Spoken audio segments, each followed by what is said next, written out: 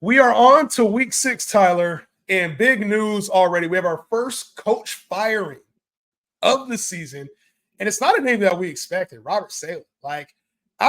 That's a pretty big firing. The Jets, they're 2-3, obviously coming off back-to-back bad losses, but I don't think anybody saw this happening with Aaron Rodgers here at the helm. It was like this was supposed to be the situation we all anticipated.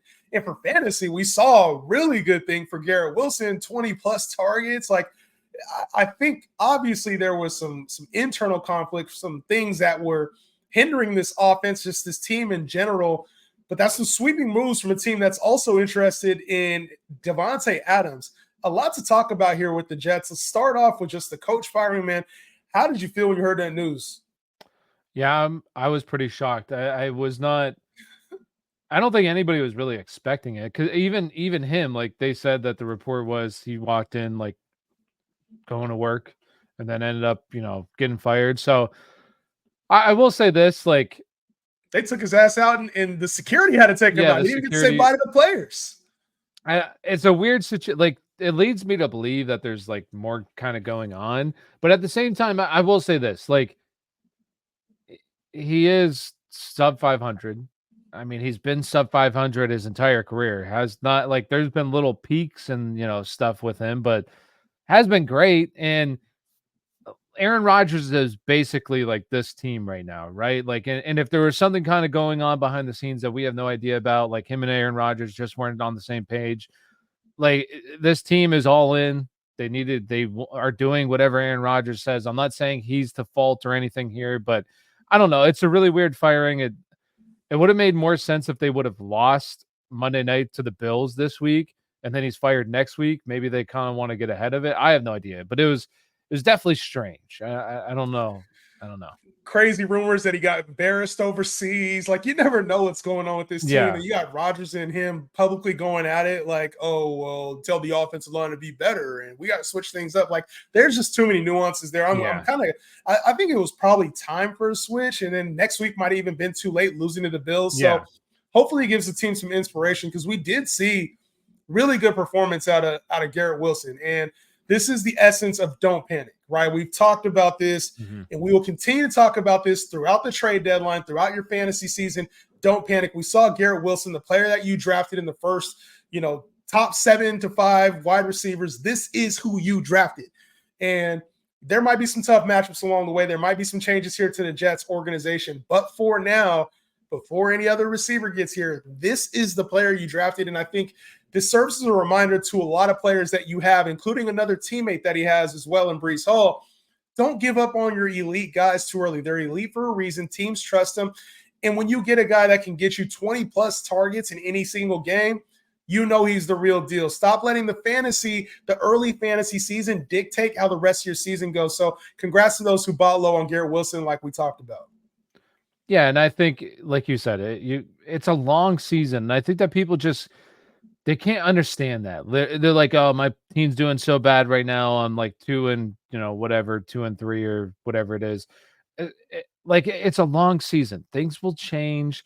As long as you believed in the player at the start of the year and you drafted him and you had high hopes for him, and he's not doing that well, just don't give up yet. Now, if we're getting week 8, sure, and maybe it might be too late, but this is why you play the game. Like, there's risk with every single players. Players have good years, they have down years. Stuff happens. Players go on runs, right? Like, we see it all the time where they get really, really hot and they have a great end of the season. So absolutely. And the thing with Garrett Wilson that I liked, and I've always been a big fan of Garrett Wilson, is just the targets. Like, targets leads to points. I think that there was still a lot of meat left on the bone watching that game. It could have been an even bigger game. And I know a lot of people are worried about Breece Hall with the offensive line and this and that. Like he's still seeing the volume. He's still seeing the snaps. Everything's there. I think this team should get better. Like, you hope it gets better. They seem like they're kind of getting better. We'll see. I still have all the faith in Breece Hall that he can still be an elite fantasy asset. We'll see what happens. What about people like me, Tyler? Because I know you had Garrett Wilson really high, right? And I guess I'll speak for myself here. I didn't have Garrett Wilson as high coming into the year, and I don't have him as this top 5 receiver potential. I don't have him. I barely had him inside my top 10. And I saw the touchdown potential with Aaron Rodgers, and I know the changes are coming to this offense. I also think this could be one of those moments, like me personally, this could be like a sell high moment as well. Like as much as it maybe was a buy low opportunity heading into this week, I think with some tough matchups on deck, we talked about the tough schedule coming up for Garrett Wilson. Could also be a sell high moment for those who maybe overvalued him or maybe expected him to be a top 5 asset, and we haven't really seen that yet.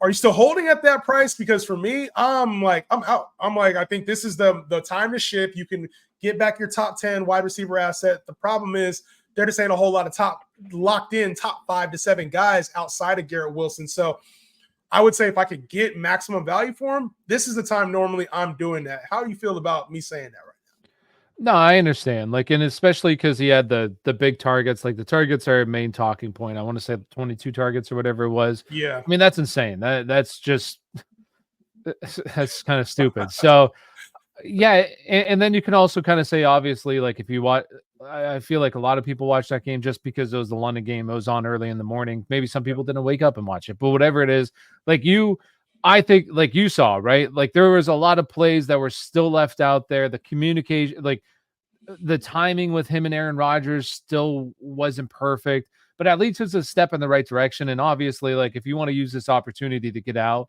I think it's a great opportunity. For me personally, like I would just stick with it. And the reason why is like you said, like we continue to see some players go up and go down, and we're probably going to see this for a while where we're not quite sure what the exact top 12 is.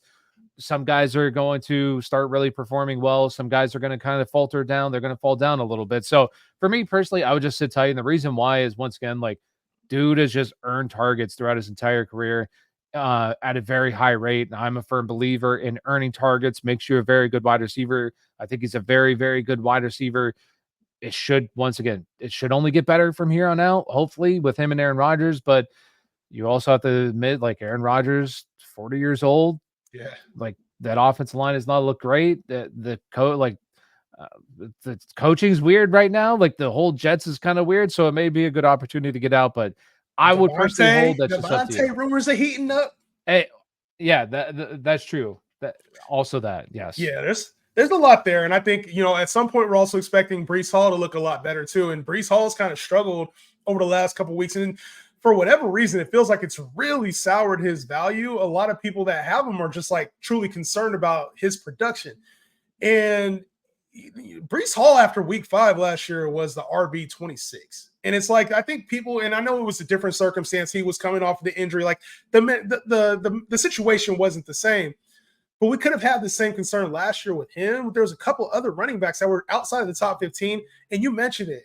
You get hot. There's times in the season where you get hot. When do most running backs get hot? In the second half of the year when weather starts to become a factor, teams stick to the ground game a little bit more. So I think people are significantly overreacting on Bijan Robinson, Breece Hall, these guys who we drafted really early, and it's about like – I feel like you've got to be able to be strong with these players mentally before you decide to ship them off or claim that they're RB2s. I've seen that now where Bijan Robinson and Breece Hall are now mid-tier to high-end RB2s. To me, that makes no sense. At a position that's already thin, the guys that we know have the upside to make it, that we saw early on in the season have 16 to 18-point floors, and now obviously the production's dipped. We have to adjust that floor. But we're just treating them now as RB2s. Make it make sense for me, Tyler, because it don't make sense to me at all. No, and for me personally, like I feel a little bit more confident with Breece Hall than maybe Bijan, just because like with Breece, I want to say he played a 77% snap share. Like the snap share has always been there with him. Now you can say Braylon Allen's been a little bit more involved than you'd like to see, but like still Breece is dominating all the important snaps, goal line snaps, reds or passing down snaps, all of that. I like, so is Bijan Robinson. Yeah. But like Tyler Algier is being a little bit more involved. His snap share is continuously going up. I'm not saying like I'm not worried about Bijan. Like I feel good about both these guys. But like the other thing too with Breece is we've already seen it last year, RB2 in the season in full point PPR leagues. Still seeing a ton of targets. Like I'm not panicked about these guys. Obviously, it's not what you hope for right now, but I do think things will get better. It's a long season. Once again, like we talk about this all the time. there's new quarterbacks here that are coming off significant injuries. They got to get right, get better as the season progresses, and like got to gel everything. All the timing's got to get right. So I'm not too panicked on either one of these guys We're yet. literally a blow up game from both of them being Yeah. top 5 guys. Like Yeah. one blow up game can change your entire thought process on a player, and the timing of it changes your thought process on a player. If Alvin Kamara had waited until now to have his 4 touchdown game, we would be talking about him completely differently.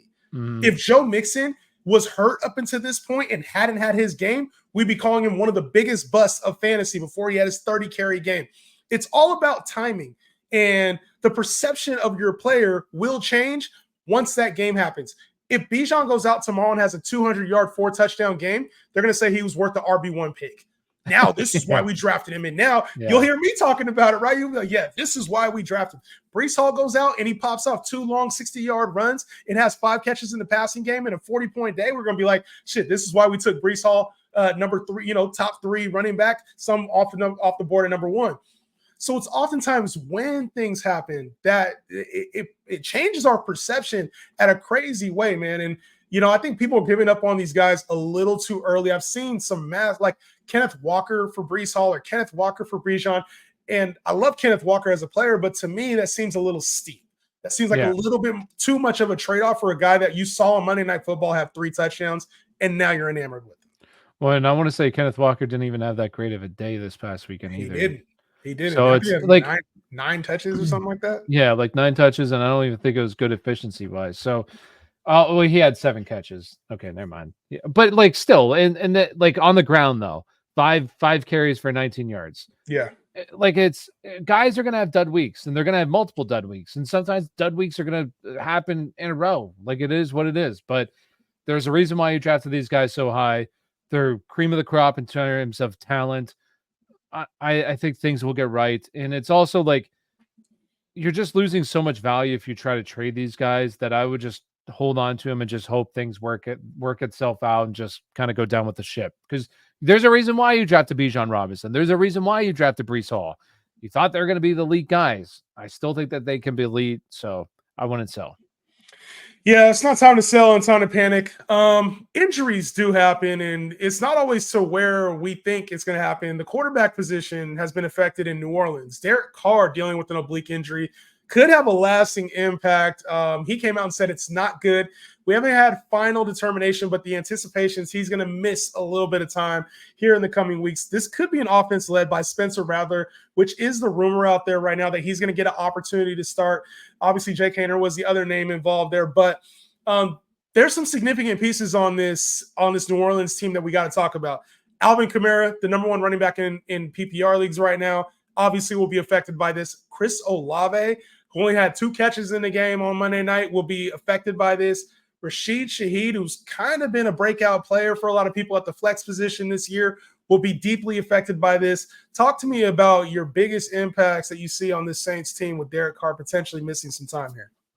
Yeah, I mean, I think that the top 2, in my opinion, is definitely, I would say, Rashid Shaheed, and the reason being is like he's having a very good season, but like we know he's kind of like this big play artist. So is Haener or Spencer Rattler going to be taking the deep shots, kind of like Derek Carr has? Also, you have to take in consideration, like we're talking about, Aaron Rodgers and how it's kind of throwing off the timing with him. Like now, this is a brand new quarterback that's coming in, can throw off the timing of the offense, can throw off the flow of the offense. There's just so many things that play here. And the other thing too is like Alvin Kamara, sensational, but do these guys check the ball down at a high rate like Derek Carr is, or do they, I don't know, throw the ball down the field a little bit more than Derek? There's a lot of things I'm not worried about Alvin Kamara, but it's also something that maybe it takes a slight dip in his catches, overall targets going forward. I have no idea, but it's a lot of uncertainty with really 2 very unproven quarterbacks. We have no idea how good these guys are at all. I feel like you got to take the upside chance with Spencer Rattler. Like I agree. I think I would rather see him play because he could also be a long-term solution at the quarter. Like who knows how good he is? Just see how good he is, and he could suck, but it is what it is. I don't think anybody's expecting anything out of Jake Haener, but like if Spencer Rattler comes in there and like kind of lights things up, I think it gives them at least hope for the future and hope. I think that there's potential here, like with this offense, if he's at the helm. I think with Haener, we know we can rein back expectations. I'm not expecting anything from Shaheed, Olave. Kamara is going to be obviously like volume based when it comes to receptions. But with Rattler, like I know he has a bigger arm. He has a lot of confidence. We've seen that before out of him. Obviously, if you've seen any social media clips from him, he talks a big game. What was it? I can't remember the name of the show that he was on, but he had his own reality, or there's some clips from a reality TV show with him on. I don't remember. I know what you're talking about though. Yeah. But I would say the biggest factor in this is that Shaheed's value goes to the gutter now. I feel like that's the deep ball. That was a connection that him and Derek Carr had. And that was a player, I did say this on the show, that I thought he would be right there when it came to production-wise with him and Olave. And it's turned out that's been Carr's favorite target so far. Mm-hmm. So I think Olave obviously is a floor play. He's more of a wide receiver 3 moving forward, in my opinion. Shaheed is probably a bench until we see what Spencer Rattler looks like. And then Alvin Kamara, you're starting him obviously, but you're hoping for like receptions and that pass rush is affecting him and things like that to contain to keep his value afloat. So are you panicking on Kamara? Are you panicking on Olave right now? Where are you at? Like trading them, keeping them? Like where are you at with these guys? If Derek Carr stays out, he has to go on IR. I just don't know how long he's actually out for. That's kind of problem. I wouldn't panic. No. I will say too, like this offensive line is kind of banged up too. Like there's just something's not going their way, and it's kind of unfortunate, especially because these guys have been really solid for fantasy. I'm not going to panic. Like you said, Alvin Kamara, I mean, the dude is seeing a ton of work. I want to say right now, he's 5th in the league in terms of total touches. So he's seeing a ton of work. He's probably, I want to say, leading the league in terms of receptions. He's got to be at the running back position. He's up there, so for sure. He's just seeing a ton of work. So like you said, he's a volume-based kind of guy. The only problem that I have is like Shaheed, but also just like, is this offense able to effectively move the ball? Like the quarterback's a big part of that. What if both these guys stink? And it could happen. And they're just not able to really move the football. And Alvin Kamara is seeing a good volume. And in full point PPR leagues, I think he'll be fine. But like half point or even like standard, I would be probably pretty concerned. Because there's a chance that this offense just can't move the ball effectively and don't get in those good opportunities. A lot of field goals, not really sustaining drives. So slight concern there, but like in full point, I still think I'm feeling good about. I don't want to say feeling good, but like he's at worst is probably like a low end RB2 at worst. If I was attacking waivers, I would actually make Spencer Rattler a pickup in Superflex leagues just to see what he has. I don't know if I'd start him this week, and I don't know that he has much staying power, but just to see what this dude looks like, because there was a lot of hype about him looking pro ready in this offense during training camp, and there was a lot of hype about him being ready to go in case Derek Carr struggled. So I know Derek Carr is not struggling to that extent, but this injury does open up a little bit of a window. One other guy I would prioritize too is, I don't want to say prioritize, but would pick up would be Jameis Winston. My God, does Deshaun Watson stink? Oh my God. It's a combination of him stinking, this offense just not looking the part. The Browns just in general, they can't get away from him, man. I don't want to come down on Deshaun Watson the same way everybody else has. Like I feel like maybe just something's not right. But like when you got Jerry Jeudy dropping wide open pass in the back of the end zone, like what can you do? That's a touchdown right there that doesn't go his way now. So I don't know. I think the guy's already caught so much flack. He's playing bad. Like I don't. Is he think he's all the way cooked? You think he's just cooked in general? Because that's the consensus right now, is that he's done. I think the Browns are cooked. But I also don't know if they make the move just because they're like there's just so much dead cap space that it's just like I just think the whole team is the vibes aren't good. You know what I mean? It just doesn't feel like the vibes are good there at all. And it's a situation where maybe a change at the quarterback position is a good thing. I don't know. Like I'm not big brain enough, but it's just they need something. They need injected with something. So I have no idea. Like, it's bad. I mean, Joe Flacco had this team looking way better than I agreed. And I'm not saying Jameis Winston will be that great, but like I think Jameis Winston will be exciting. Yeah, I think he would at least bring a threat to this offense, right? It just feels like Deshaun can't move it. And I've been a big Deshaun guy over the last few years. He just hasn't looked the part. And this, I mean, we were taking Deshaun as a top 8 quarterback, like unanimously, top 5 unanimously. And I think the expectation was there, like, yo, you got Jerry Jeudy this year. David Njoku, I think he was back in the lineup, got re-injured again in the game. The run game obviously hasn't been there without Nick Chubb. Jerome Ford's been mediocre as hell, but like I expected Deshaun to have upside to be like a QB2 this week. He's been ass, like no 200-yard games. I started him this week in one of my. Actually, I think I started him against you. Oh, you didn't matter anyway. You still beat me. Still beat me. Yeah. But I just feel like, when it comes to Deshaun, like if you had him in Superflex right now, if you had him just in general, it'd be in single QB leagues, he's on waivers. But in Superflex leagues, like you want to try to start him, you just can't. I'd almost rather start Spencer Rattler over him. I mean, it's been rough. You know what really pissed me off in one of the leagues? It's a creator league. It's a dynasty league. And we did the draft like 2 years ago. And Deshaun Watson was there, and I ended up going with Deshaun Watson, but I didn't want to take him. I wanted to go with Dak. And this is one thing, just kind of off topic, but there was somebody in chat, and they were another creator, and they're like, bro, trust me, he's going to bounce back. He's going to have it. This is why I always go with your gut, because I was dead set on Dak Prescott. I was like, I'm taking Dak. And then like this guy kind of got in my head a little bit. I started second guessing myself. You were drafting with this guy, or he was just commenting? No, he was just in my chat because I was live. So he was, and he was telling me Deshaun. I was like, he's younger, like he's on the up and up, and I'm like, all right. And this was before Deshaun even played in Cleveland, so I was like, all right, I'll do it. Ended up biting the bullet on that. So yeah, always go with your gut. Just a little off topic. Always go with your gut, man. There says Stefanski came out and said there's not going to be any change at quarterback, so. We know he's there. Also, Nick Chubb. Nick Chubb's on his way back. And Jerome Ford has not looked the part so far. Like, he almost looks borderline droppable in some leagues. Well, the problem, too, is just like the offensive line. The offensive line's been so banged up and it's old and it's not been very good. Also, I don't know.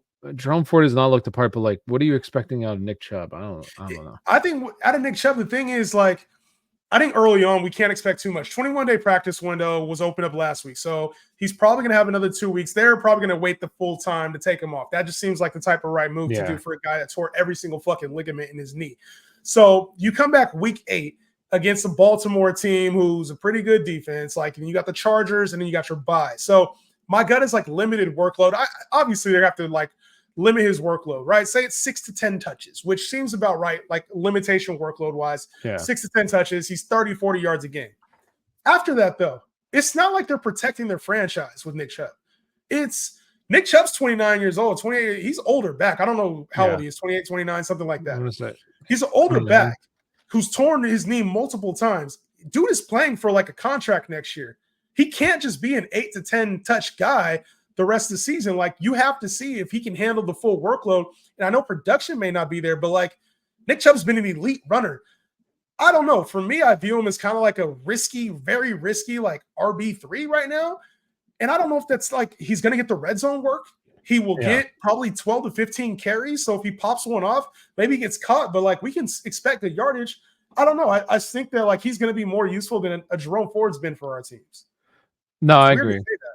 Yeah, no, I agree. It's just so Nick Chubb will turn 29 this year. He'll turn 29 in December. So I just don't like this offense, man. I don't know. Like the team, once again, just gives me bad vibes. And yes, Nick Chubb, you think he may come back, but like it's also for me too, like just blew up everything in his knee. Unless he's basically Adrian Peterson, I just don't expect him to be the player that he once was, on top of the offensive line just being worse than it was. And then your quarterback, just a major question mark, like everything around it a question mark. So I don't know. This team just it's not good. Can we get, I don't know. We'll find out, man. To be honest, I'm gonna be real with you, Tyler. We spent more time on the Browns than I wanted to spend on the Browns. We talked way too much about them. And I'd rather talk about better football teams and better football in general. And you know who's been playing better football in that exact same state? I don't want to give you credit, bro. I don't want to give you credit. I don't want to talk about it. I don't want to even mention it, but we have to. Easy. It's easy to see. I'll let you talk about who the wide receiver one is right now, bro. I'll let you talk about it. Listen, Jamar Chase, and I said this weeks ago, I would have traded Justin Jefferson for Jamar Chase. And the reason why, too, is now like I'm firmly set on Jamar Chase. He's going to be the wide receiver one there Here we go. this year. Here The we go. reason why this defense is so bad. Their defense is so bad. Like they're going to be in so many shootouts, and this offense is looking really good too. Joe Burrow looks really good. A lot Yeah. of people were saying, remember the talks just a few weeks ago, Yeah. how quickly things change. How Guy quickly can't it pick up changes, yes. a water bottle. Look at his wrist. I was saying it too. Like everybody was saying, now look at him. And this is why, like, once again, you just stay on these guys. Just you believe in a take, you stay with the take, ride it out. Doesn't hit, doesn't hit. But for me, like Jamar Chase, drafted him in a bunch of leagues. He was the wide receiver one. Honestly, the only thing that was holding me back from not taking him as the number one overall player was the contract. Like, I love Jamar Chase. You know this. I love Jamar Yes. Chase. I just think he's fantastic. I think he's the one of the best right there with Justin Jefferson. And now, like, it's just a perfect world where if him and Joe Burrow, like it's always comes down to health. With everybody, it comes down to health. These two guys can stay healthy. I really do think he's going to finish as the wide receiver one overall. The biggest reason why, too, another big factor is just, once again, this defense. This defense looks horrible. They gave up, what, 40 points this week? Gave up like nearly 40 last week to the Commanders, wasn't it? Or 2 weeks ago, whatever it was. Yeah. Like, they're just bad. This is a bad defense. So they're going to be in so many shootouts. So, Andy yeah. Dalton carved him up. Andy Dalton, like, it's just, it's not good. It's not a good defense, unfortunately. Here's where I'm going to play devil's advocate, which is where I always do. And this is a blow-up game. And I think there was a lot of this last year when Devon Achane had his 50-point game, when DJ Moore had his 50-point game. And yes, Jamar Chase is now almost, because of how points work in fantasy, he's almost a lock now to probably finish as a top 7 to 5 receiver if he plays every game, just because 50 points is a lot of points. Or what do you have, 40 points this weekend? 41, something. It's a very good sight to see for those who have Jamar Chase. And I think this is another point too. Like, you can have a take in the offseason. And obviously my take was, I don't see a world where Jamar Chase finishes as the wide receiver one. That's out the window now. He is an elite wide receiver one, and it's time to move off of takes sometimes. And it's okay to say Jamar Chase has elite upside any single week. He can be the wide receiver one any single week. Where he finishes now, that remains to be seen. But he's an elite asset, and you say, Jamar Chase or Justin Jefferson, I think it's apples to apples at that point. It becomes a preference. Do you want the upside that Chase provides, or do you want a little bit more of the consistency that perhaps Justin Jefferson provides for your fantasy team? So I hear you, and I have no issue with you victory lapping right near at this moment, or at least having optimism in the take. I have no issue with that. I feel good just because, like, obviously there was a concern with Joe Burrow. Yes. And I feel good. He looks good. He looks good. And then Jamar Chase, just like, obviously, like in the beginning of the season, some people, I don't even want to say were worried, just like it was obvious. Like, the dude didn't. The same with Brandon Ayuk. Everybody was freaking out with Brandon Ayuk, and what'd he do? Just blew up this weekend. Like, these guys, they skipped out on the summer. They need a little bit of time to get right. Like, it's fantasy doesn't need to be that hard. Like, we've seen these guys be elite fantasy assets. So, like, I feel good about him going forward. And the other big thing, like I said, though, defense just looks so bad. And I just think that they're going to be in so many high-scoring games that it's going to boost his value up even more. And these guys are asking for highest ever contract for receiver and 30 millions for a reason, because they're fucking good at football. Yeah. So this is the kind of performance you get. And then also there's another teammate that he has that's trying to get the bag that has helped him in T. Higgins. And that's going to take a lot of the pressure that was on Jamar Chase over the first couple games. That's going to relieve him of that. And we saw T. Higgins have a big game too. So if you held on to T. Higgins, or you were able to acquire him for the low, congratulations, because you're probably getting a top 20 receiver at floor for the rest of the season on pure upside on a weekly basis now that he's healthy. So I love the T. Higgins. Anybody that had the confidence and the balls to go get T. Higgins, shout out to you. It's a savvy move. And in a time when everything looks like it's against you and he's outside of the top 50 wide receivers, you pounced and made the right move. Congratulations. What about this backfield real quick, Tyler, before we move on from the Bengals? Zach Moss dealing with potential injury here. Obviously, Chase Brown has looked a lot better in his workload. How are you feeling about this backfield, man? Because Zach Moss potentially being out for a couple weeks, Chase Brown elevated role. This is what you've been asking for. A lot of the Cincinnati things working out for you, Tyler. Yeah, so I like Chase Brown. I will say the thing with Chase Brown that was a little bit worrisome, though, was definitely the snaps. and especially third downs. Like he was not playing on third downs compared to Zach Moss. So, it sounds like Zach Moss dealing with a high ankle sprain. I don't know if that's actually been confirmed or if it's just like an ankle. Like a lot of the Twitter doctors were saying high ankle sprain. So, and we already know, like, look at Joe Mixon. The dude is maybe ends up playing this week, but he's been out. Like, these are just things that people are always so optimistic. Oh, they said he's going to be back next week. Teams lie all the time. They've been lying all year. They did it with Joe Mixon. Jonathan Taylor was, it's not serious. CMC, bro, like it's kind of weird how they've been doing these injuries. And like we know with high ankle sprains, like we've seen it so many years now that just like this on average is usually like a 4-week injury. Like these guys are typically out like 4 weeks. So if it is with Zach Moss, like it's probably going to be about 4 weeks. Maybe he doesn't even go in the IR because the team's like, he's close, and then it ends up being 4 weeks anyways. And it's like, bro, why don't you just move him there? Could have saved me a spot. But like, I think this is good for Zach, obviously Chase Brown, because I think this is a moment for Chase Brown that's going to be very important, because if he ends up looking like, the guy, he looks really good, then I think when Zach Moss comes back, I don't think he overtakes his backfield. I think it's going to be a clear split, though, with him and Zach Moss, rather than like, Chase Brown playing 30% of the snaps, 35, and Zach Moss playing 65. I think it'll be more of a 50-50. So I'm not going to lie, though. This could be an opportunity to kind of get out, because I think there's obviously a lot of optimism out there with Chase Brown, especially the people that drafted him or maybe just missed out on him, that, hey, this is now our chance. We finally get to see it, where maybe he's just kind of not that good in this role and it kind of kills his value. And then Zach Moss comes back here and kind of the guy again, which is concerning the first few weeks of the season. So a couple different angles, but once again, it's up to you to decide. I'd probably hold and ride it out, but I understand if people want to get out. Yeah, I think, it depends on severity. I think that's the first thing, is we have to figure out the severity of the ankle. If it's a no-week thing, if it's a 5-week thing, like that changes the perception. Because Chase Brown's going to get opportunity. Even if Zach Moss plays this weekend, he's probably going to see an uptick in snaps. So he's had back-to-back double-digit games. He's firmly in the top, 30 running backs. So Chase Brown, not the sexiest, obviously, play here, but when it comes down to it, like, he could be an RB2 for you this week, especially with a lot of teams on bye. That does piss me off, though, the way that these teams are doing with the injuries. Like, David Njoku was a week-to-week thing. It ended up being 4 weeks. Evan Ingram has been week-to-week now for however long. Nico Collins was diagnosed as a day-to-day thing, has turned into a week-to-week. Yeah. What is this week-to-week thing, man? Because it gives no clarity on any situation, and I feel like it's just lazy reporting, because you could say it's a 3-week timeline. You could say it's a 4-week timeline.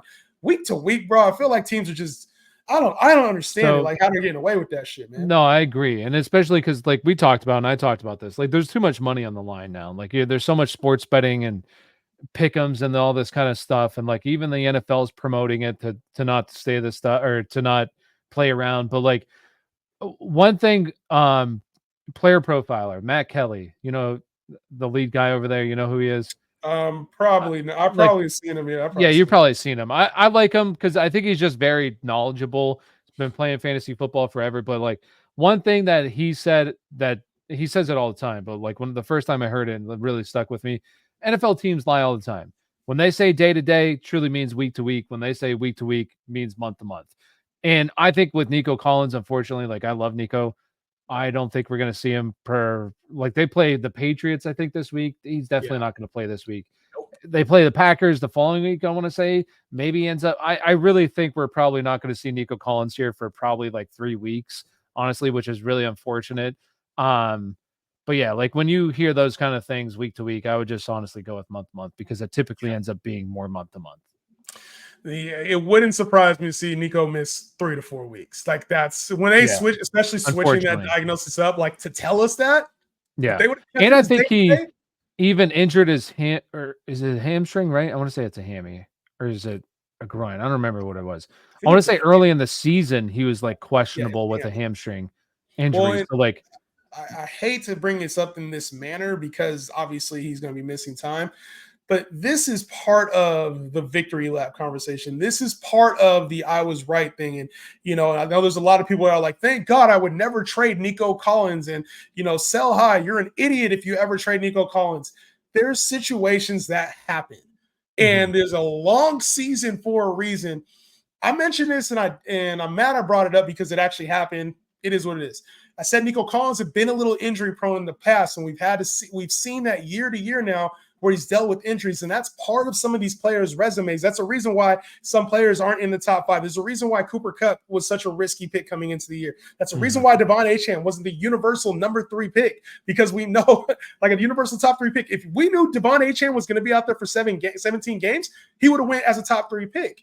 So it's like some of these guys have that built in, and unfortunately, that's why it's always too early to be like, this guy for sure is going to be the number 1 player. This guy for sure is always good. Things happen over the course of the season, and who knows when he comes back if he's limited at all. Like, just be careful about diagnosing season-long takes, season-long thoughts with week-to-week type situations. I would say that. This is a great opportunity to go buy Tank Dell, wide receiver 1 now.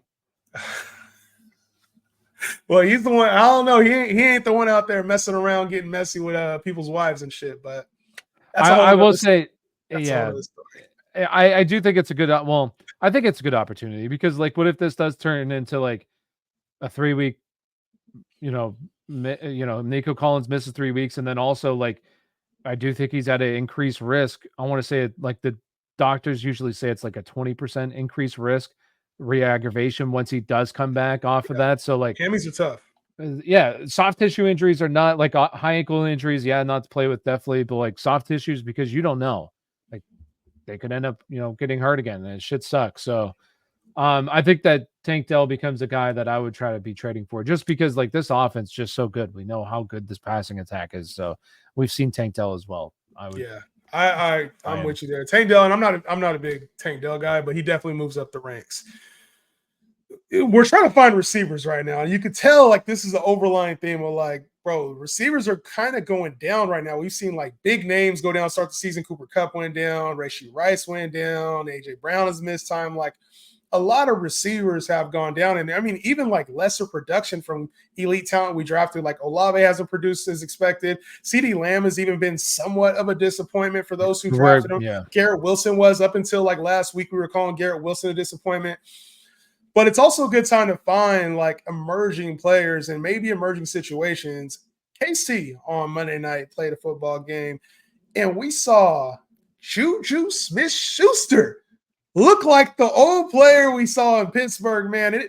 I was like, who is this guy performing? And listen, I mean, there has to be a path here to wide receiver 3 value rest of the way with no Rashee Rice, right? Like, it's not going to be Worthy, because Worthy's too inconsistent. There's no other receiver on this team. Am I crazy to say JuJu is a wide receiver 3 at least the rest of the season? I don't know if I would go that. I will say I see the upside for sure. And the reason why I see the upside is because I want to say Patrick Mahomes, like, even said that he trusts JuJu. And, like, when you just have the trust of a quarterback, and the other thing too, like, that's really important. But the other thing too that I was looking at is, like, JuJu, it kind of like took over the Rashee Rice role, where he had a very low A dot, and I want to say he had over 80 yards after the catch. So it's kind of like this guy, like, in terms of Rashee Rice, that he's just catching these shorter passes and kind of run after the catch. There was a couple that were, like, down the field, but and one other thing too is, like, Travis Kelce, he had a good game, but, like, we already saw it with Rashee Rice, like, Travis Kelce kind of took the back seat because Travis Kelce's getting up there in age, man. Like, it is what it is. And he could, obviously it looks like he's kind of declining at the moment. JuJu has been, like, dealing with knee injuries. I won't even say when he was there last, he was dealing with a knee injury. So if he can stay healthy, I do think that there's a lot of upside, because Xavier Worthy kind of looks like a one-trick pony type of guy. Go deep, or it's like a end around or something like that. He's not really a guy who's kind of, like, working all areas of the field. Yeah.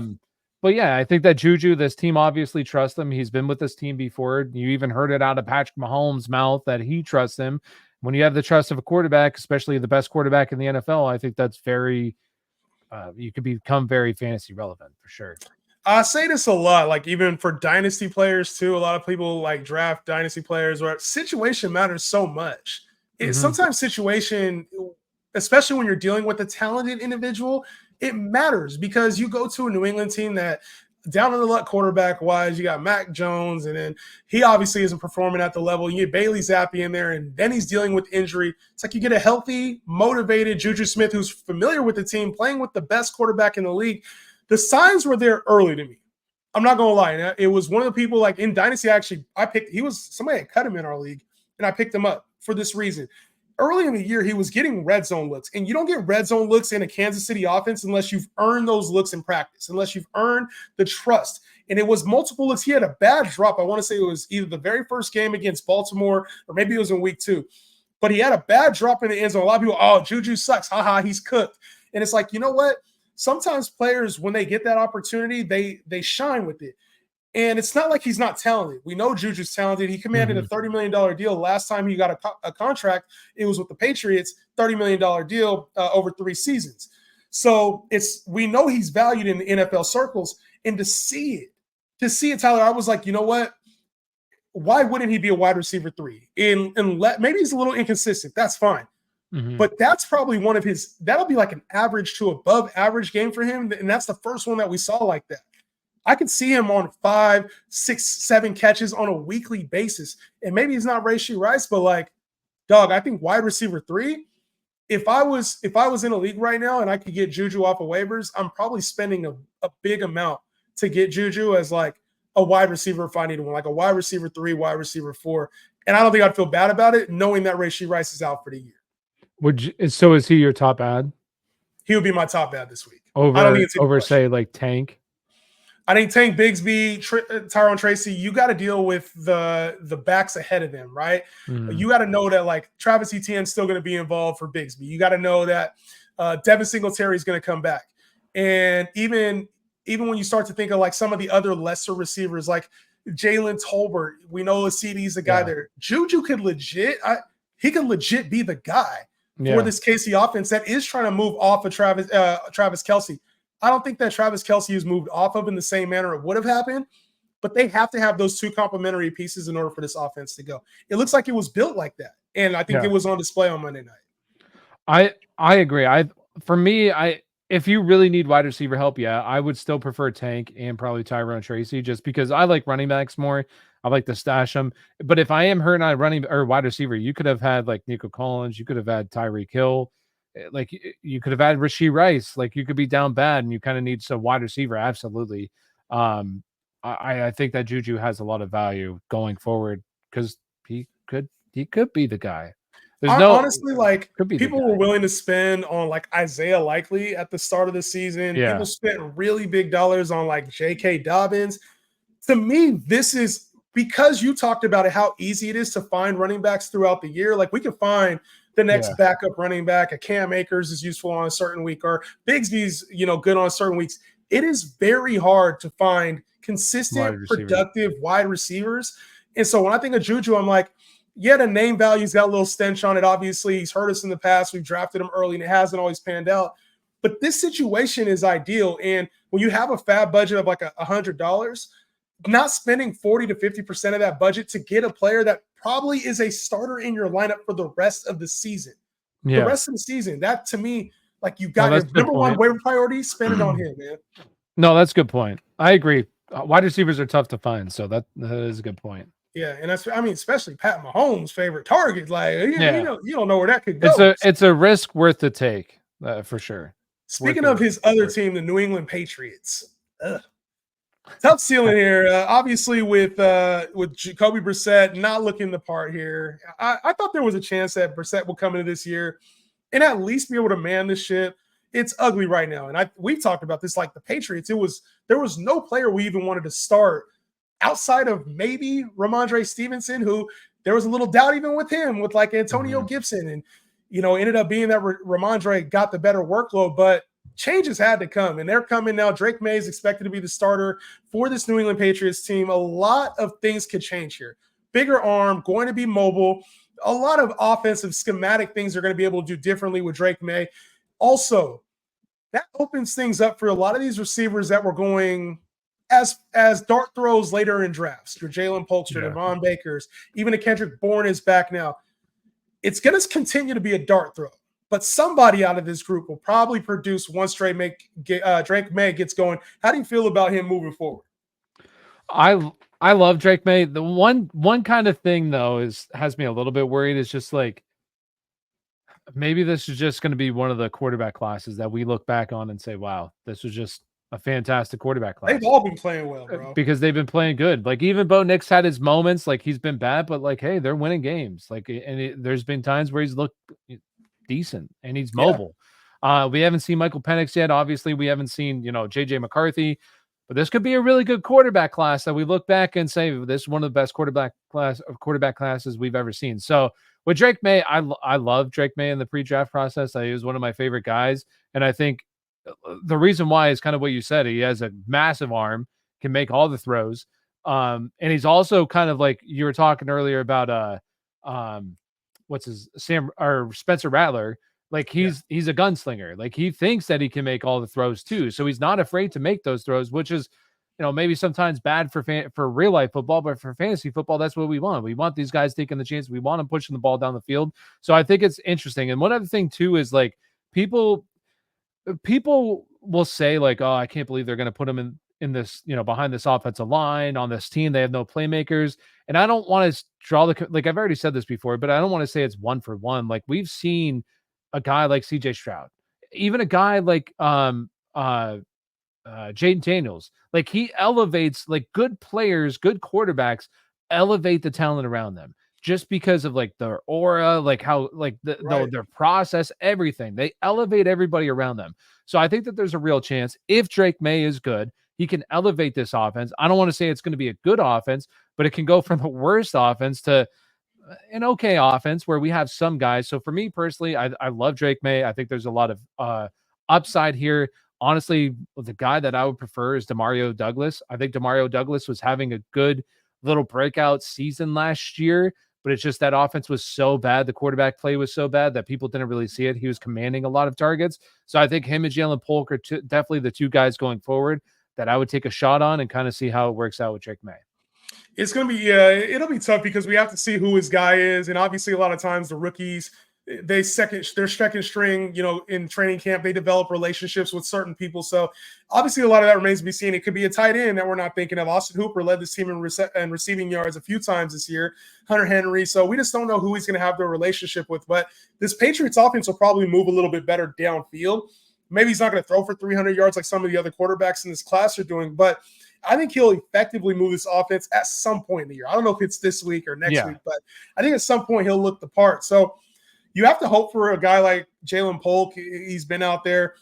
I'm not really sold on it. I know a lot of fantasy analysts. I know you are sold on him as a prospect. So I want to see it in this offense for this season. Kendrick Bourne's another name just coming off of ACL injury, coming back. So they have a lot of miscellaneous names, I would say, not a whole lot of standouts.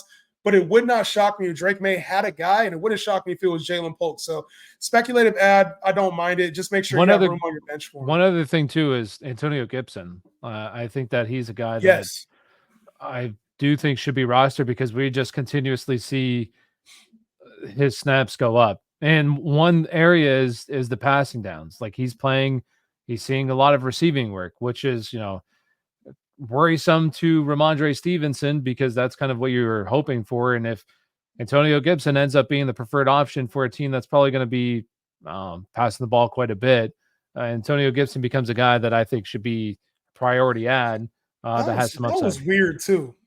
The whole, we're starting Antonio Gibson we talked about game, like as a penalty. And then we talked about this. Like it's more of a thing where it's like a coach saying, all right, you better stop fumbling. Like, obviously, we just paid you. We like you. But, like, man, you can't be putting the ball on the ground. Like, you're killing us. So you got to – and I think Ramondre heard that. And a lot of times you see these players respond to that. Some guys, a.k.a. looking at you, George Pickens, don't respond to that kind of stuff. And they're babies with it. So I'm glad to see Ramondre respond. I want to say his first carry. Didn't it go for a touchdown? His first carry? I'm not sure. I think like right. One of his first carries, first touches went for a touchdown. So, on that first drive for sure it was. I can't remember what carry it was, but on that first drive for sure. Yeah, so George Pickens. Good job to you. Nice little sub there to George Pickens, man. That dude he's a problem, man. I don't know. I love the energy, but at some point it's going to become a problem with him. There's something going on. Like it's no. We need to get more out of him on limited snaps. That was an interesting. There's no way. Like there's no like you don't see anybody saying that about Justin Jefferson. Like nobody said like your best player plays 100%, like most of the time, 100% of the snaps. Yes, but you can see it like during the game. Like the dude's not running his routes. Like he's just not. He's not running at full speed. We've already seen this. He doesn't block like the way he should. So I just think this team is super frustrated with him. He just picks and chooses when he blocks. When he's mad, yes, frustrating. Being a baby, exactly. That's what it is. And that's we'll see. It gets worse with losing too. It's tough. When teams are losing, like those things just get they really come out, and you start to see the baby tactics in full really come out. I want to believe in that kid so bad. It's tough to. I don't know. I know there's going to be a stretch when he is incredible and he's having back-to-back 120 yard. Like I know that stretch is coming. It's tough to watch right now and just be like, man, like I'd expect him to step up in that moment instead of like ripping dude's face, Jordan Lewis's face mask at the end. Yeah, like it just seemed like he was frustrated overall. It's disappointing. It is. Disappointing could also be said about Calvin Ridley, Will Levis. A lot of these players, Tajay Spears, a lot of these Tennessee Titans, they're going to be coming back off of the bye this week. And we saw Will Levis playing terrible again and ended up getting hurt. Mason Rudolph came in and he was mediocre at best. But like they said Will Levis is going to be the starter this week. I don't know how to feel about this, bro, because I wanted to believe it. I thought this Titans offense had like sneaky potential this year. If Will Levis could make just an ounce of development. He hasn't looked the part. I mean, there's no other way to put it. He just hasn't been good.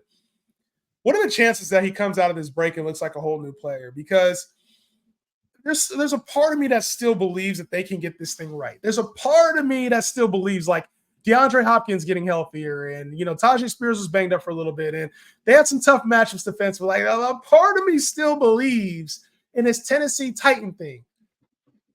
Talk me off the ledge, bro, because I feel like I'm about to go all the way in and just believe it once more. I can't. I don't see it. I just think he is who we think he is. Like he's played games. He has some moments where he's kind of like Justin Fields a little bit, where there's moments where he makes some really good plays, and then there's moments where it's just like, bro, what are you doing? What are you doing, man? Like, so the one guy that I feel good about, and like this is a play, like we talked about this, like getting off your takes. Tajay Spears, like he's a clear backup here. It's Tony Pollard. He's really the only guy I feel good about in this offense, just because running backs are a rare commodity. A lot of times they get hurt at a high rate. So he's somebody that I feel good about, Tony Pollard, because he's honestly looked good too this year. So I don't feel good about Will Levis, though. I was not very high on Calvin Ridley. I will say that. Like, it's just because Will Levis. I think Calvin Ridley's a good player, but it's just when your quarterback's not very good, it has a tough time getting you the ball. It's going to be tough for wide receivers. So, fortunately, yeah. And we haven't talked a lot about the Tennessee Titans at all. Like, I think this is just a tough team because they're not a good football team. I think, you hear Brian Callahan, Cincinnati, you start thinking like, okay, there's some potential here. It just ain't there. Like they have much more to work on, and the development of Will Levis was really crucial to like Calvin Ridley's value, DeAndre Hopkins' value, just the value of these Tennessee Titans offensive weapons. And I don't know, man. Like I like Calvin. I think that he got a bad rap for his season last year, where he still had a decent year. It's just the consistency is not going to be there. So, is this a buy low opportunity? This is a player that I've seen this player drop. Like I've seen Calvin Ridley be dropped in leagues. I think it's a little harsh, and I think maybe he's more of a flex option than he is the upside receiver that we thought we were getting if things panned out. I think it's just time to realize like he's going to be an inconsistent flex, maybe wide receiver 3 during bye weeks. I don't know if I call it a buy low, but if he's out there on waivers, I wouldn't leave him on waivers coming off of the bye. I think. Let me ask you this: who are you picking up if he's on waivers, him or JuJu? Ooh, damn, that's a good one, bro. I'm probably going JuJu. And I think that I don't know if you could probably honestly trade Calvin Ridley for JuJu, but like I would hold unless there's somebody like really that shouldn't be on waivers. I would pick them up just because like we've kind of seen it with Calvin. Like he already had, I want to say he had a couple good games, right? Or at least that one He had that with one the good game Jets. where he had like the reverse for a touchdown. And Yeah, like so and like you said, I mean, maybe you hope that with because yeah, it's oof. Looking at the stats, yeah, this it's bad. it's I bad. mean, he's not even getting like his high is 7 targets. Yeah, like That's his that's high. It's oof. just bad, man. But like he's too good of, in my Hey, opinion. he gets Indy this week, He gets Indy this week, and I mean they which should play be in a the good same game. division. They play Jacksonville's giving up like the most points to receivers on the year so far. Like they played a good division for like shootouts. The Texans, like I'm sure those matchups are coming. He played against like Chicago and the Jets, and like there's been some stuff, but like I don't. I'm the concern is Will Levis. It's not Yeah, Calvin Ridley. It's not like I don't think Calvin Ridley's good. It's like Will Levis just hasn't improved, and I think we were all expecting like this jump at least from him. It's not there. Like I have a very hard time trusting in. I think he'll be inconsistent. But when you talk about a guy like JuJu, the only reason I say maybe him over Calvin is because I think we're going to get more consistency out of JuJu than we well, will out of. and I think personally, just the upside's better, just because you're playing with Patrick Mahomes. Like, if he ends up being the number one target for Patrick Mahomes, I mean, like you said, wide receiver 3. I mean, that might even be too low. Like, he could be a wide receiver 2 for the rest of the year if he ends up I being the will number say 2 this. target. I'm just looking at this now. Just looking at this now. Minnesota in week 11 has given up the ass to wide receivers. We just saw it with Garrett Wilson. Week 12, you got Houston, who's been mediocre. You got Washington in week 13, Jacksonville in week 14, Cincinnati in week 15, Indy in week 16, Jacksonville in 17. That's a really nice slate. If they can get this thing figured out, you might be disappointed in Calvin Ridley now, but like that's why I don't want to completely just give up on Calvin Ridley, man. It's a hard thing, man. I keep kind of trying to talk myself off the damn ledge with him, man. Do you think it'd be better if Mason Rudolph started? I don't even know if the team, like if I'm the Titans, I just don't even like why do that? Like if Will Levis is bad, that's fine. You just get a better draft pick and you already know, and it's like, all right, we're gonna move on with the quarterback. Like this season should be a wash regardless. You shouldn't be looking to try to win. I'm gonna be honest, like if I was the Tennessee Titans, I would have made an aggressive move over this bye to go get Jameis if he was available, Russell Wilson if he was available. Like put some calls in because I don't think this team is the defense is good. I want to say they're like top 10 ranked defense. Like they have good defensive pieces on here. Jerry Sneed, Jefferson. Like this team is a good defensive team. And it's just like literally it's the offense. That's the problem with this team. It's really not anything else but it's Will Levis. Will Levis is the fucking problem. Like why in either he has to get it right and he turns it around, or like you're hinging this season on his play. And it's terrible right now. He has to be, if they're believing in him, like the thought in my head is like, if they believe in him still, it has to be better, right? Like it has to be. That's where I'm at with it. Yeah, no, absolutely. Maybe it's blind delusion. I don't fucking know. I mean, it has to be better. We'll see what happens. I don't know. I wouldn't be actively pursuing Calvin Ridley, and maybe this ends up, next week, maybe he has a blow up game and we're looking at it completely differently. It's just like me personally, I just never believed in Will Levis. So I'm out, but hey, maybe he's able to turn stuff around. I hope so. This is the time of year where shit challenges you, Tyler, and mentally. Yeah. You got to be there. You know what I'm saying? Like this is the time of year where your record, you're staring at 1-4, 0-5. You're staring at lineup decisions last minute. You're like, yo, am I going to make this move? Am I going to sub this player in and out? You're looking at trades, and we're looking at players. Bijan, we talked about it. Bijan, Brees Hall. You're looking at players who you drafted really early who have been disappointing, and you're like, holy shit, if I don't move these guys, I'm going to lose my fantasy league. It's a tough thing, man, because I think a lot of people underestimate fantasy, like the mentality aspect when it comes to fantasy football. People say fantasy football doesn't take skill and that it's all luck. And I completely disagree with that because there's certain things you can't categorize when it comes to fantasy roster construction, knowing when to get out of a player. Like there's a lot mentally when it comes to like making the right decisions that people don't talk about enough. No, I agree. One thing I'll say, there's two things that I want to say. The first one is I think one of the most, and like all right, I don't want to toot my own horn here, but like I won my fantasy baseball league this year. I never played fantasy baseball. It's the first year, but it was Congratulations. with cutthroat people that have played since, I want to say, over a decade now. This league has been around, and I won it. I won my fantasy dynasty basketball league. And one of the most important things is, and I never played, and that was also against people who have been playing. And one of the most important things that I think makes a fantasy gamer is you have to be able to understand, not even understand, you just got to be able to like sift through the pieces of players that are available in the waiver wire is the most important thing. I don't care what anybody says about the draft. Like, you can have a decent draft. You don't even need to have a great draft. Like, if you do a decent draft, like the waiver wire, and being able, not even the waiver wire, just free agency, and able to pick up guys and understand, all right, this guy's kind of trending in the right direction. You need to get ahead before they're the top waiver wire ad for the week. Like, you've got to be able to understand that and be able to see it. And then the other thing too is, and I used to do this a lot when I was younger, and I actually did it this weekend, where I wanted to, I knew all week long, like, DJ Moore was the play. DJ Moore, DJ Moore, DJ Moore. Like, he's seeing the targets.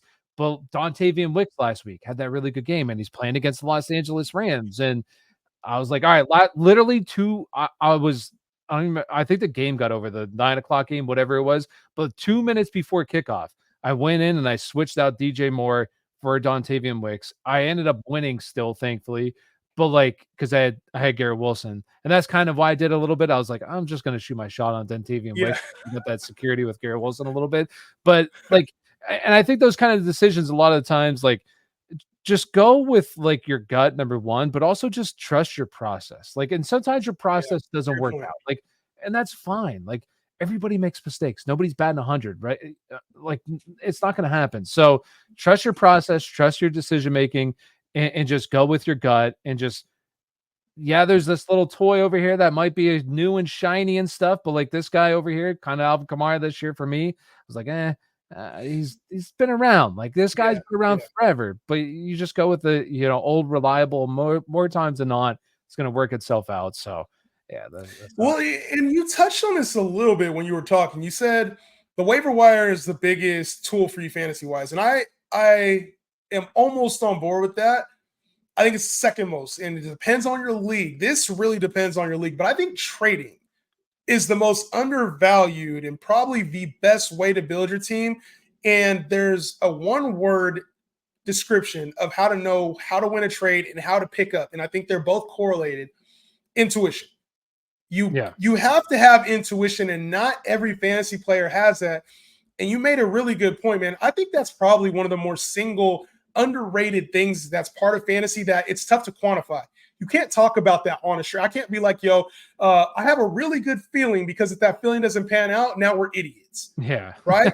But yeah. there's a reason why I think there's a cream of the crop when it comes to people that give advice and that are confident even when they're wrong, because it's worked out enough for you. And having the intuition, watching enough football, playing enough fantasy, just fantasy in general, not just fantasy football, but fantasy in general. There's certain trends that you see with people when it comes to players, when it comes to trades, when it comes to waiver pickups, and how long somebody will stay on their roster. The more you play, the more you'll understand that. So experience, intuition, that's one and the same. And I feel like it's a really underrated value, man, because to know, like, I talked about this with JuJu Smith-Schuster. I was like, you know what? I saw this earlier, and it Yeah, wasn't something that I actually acted on, but it was a thought that I had in my head that actually had some credence. It was the usage. And it's just things, little things like that, that stack up and absolutely. add on. And you're like, okay, I was right about this, or I was wrong about this, but the process is right. So if you have good intuition, especially with trading, like, yeah, make moves. But if you don't, if you realize you're the butt of the trade most of the time, or you realize, shit, I dropped that player too early sometimes, maybe it's time to, you know what I'm saying? You gotta tap in with us a little bit more, man, because that Well, mentality aspect is big. and there's two guys I want to say I have a little bit of intuition about right now. All right, there's two Oh, guys. let's hear it. Let's One hear of it. them I don't think is going to pan out, but one of them actually plays for San Francisco, and that's Isaac Arendo. Now, what I'm going to say about Isaac Arendo is, do I think he's going to overtake Jordan Mason? No, but Jordan Mason right now leads the league in touches, total touches. He's getting worked, a lot of work. And Yeah. Isaac Arendo, he had that fumble, but like, when I look at the usage and everything, the snaps, his snaps keep going up. The usage is going up with Isaac Rendo as well. And it's just an interesting thing. Maybe nothing comes around, but like this is one of those players that for me, I do this a lot in fantasy football, and that's why I think I'm pretty successful. Is like I see these kind of things, and I'm like, all right, I'm just going to turn the end of my bench. One guy that's at the end of my bench, I'm going to pick up Isaac Rendo. Doesn't do anything, that's all right. But if he does, like you're ahead of the curve. The other guy I would actually try to be pursuing as well is Blake Corum. And why Blake Corum? Like this past week was very important because Blake Corum overtook Ronnie Rivers. He was now the guy. And the other thing that was really important too, Blake Corum saw some red zone work, which is really interesting. We know Kyron Williams right now. I want to say he's the second. He's actually second in the league in terms of total touches as well. So like we know he's 200 pounds. He's a lot of work. I'm not saying like all players get hurt, but like there's certain players like Devon Achane that are higher risk. I think that Kyron Williams is a little bit of higher risk, and like anything happens, we already know. We talked about this. Blake Corum will walk in. He's an automatic RB1, like automatic RB1 walking into this offense if he ends up seeing that role, which I think he would over Ronnie Rivers. So he's another guy that if he's available, I'm going out in like every single league and picking him up because he could have been dropped. Like they're on a bye this week, though. They're on a bye this week, so you have like a little bit of time. Nobody's really yeah. He might actually be dropped a lot this week, then. Yes, for other people. A lot this week. And I think the thing is, the way I know that's a good pick is because you and I can confidently be on here. And sorry if this seems like gloating. It's not. This is just when you talk to somebody who's won a league, you know the type of players that can impact the lineup. And you and I differ on a lot of things. So differ philosophy-wise on a lot of things. Player-wise, we find value in different players. I know it's a good pickup, and I know because we're not talking about Blake Corum. We're talking about Blake Corum the exact same way, and you and I haven't talked about Blake Corum at all recently. And I know it's a good intuition play because both of us are like, oh, shit, his time is coming at some point. Yeah. You talked about the workload. You talked about the opportunity. I think it's coming. And now whether it's week 7, week 6, that remains to be seen. But don't be surprised if Blake Corum is a player that I've kind of been on like that. And I've kind of hated it because it's gone against, like you talked about Breece Hall. I've been on that about Braylon Allen. And I've kind of felt that way since early on. I think I dropped that name when we were doing some of our preseason stuff. And it was like he just had that look about him. There's certain players that just on the field, their production situation, you feel I just didn't see a path for it. And it's like, yeah, I still don't, but I still have that same intuition about Braylon Allen. You know, it's a weird feeling about certain players. I don't know how to describe it or quantify it, though. No, absolutely. Like I felt the way about Tyrone Tracy. Like, and that's like I talked about him a lot. I mean, obviously Kamani Vidal, which still holding that hope. Come on, Kamani. But Tyrone Tracy made a lot more sense though. Like just because he was the RB2 heading into the season, and he balled out this weekend, man. And I think that I think Devin Singletary will go and be the lead back, but I think this thing got a lot more interesting where if like Tyrone Tracy's out there, like another guy absolutely dying to pick up. I haven't dropped. Well, I may have dropped him in like 1 league or 2 leagues just because like injuries happen, shit happens. You got to drop some guys, unfortunately, but a lot of leagues I held on to them, and these are the moves. Like these are the moves, the championship moves like that you need to be making. I truly believe that like trading. Yes. Some leagues, unfortunately, don't trade. Like there's just not a whole lot of trades that happen. Like guys really stubborn, and you'll see that. But like the one thing that you can control is the waivers and navigating through free agency. That I just think there's so much value in free agency where truly it can help you in your leagues. Wise words from a good man. And listen, man, this is, we can talk about intuition all we want, but right now our intuition is bad on this Breece Hall and Bijan Robinson thing. So hopefully that turns the right direction. Our intuition is right. But we'll be back here very soon, guys. Make sure you guys tap in with us for future episodes. We will see y'all on the next one. Peace out.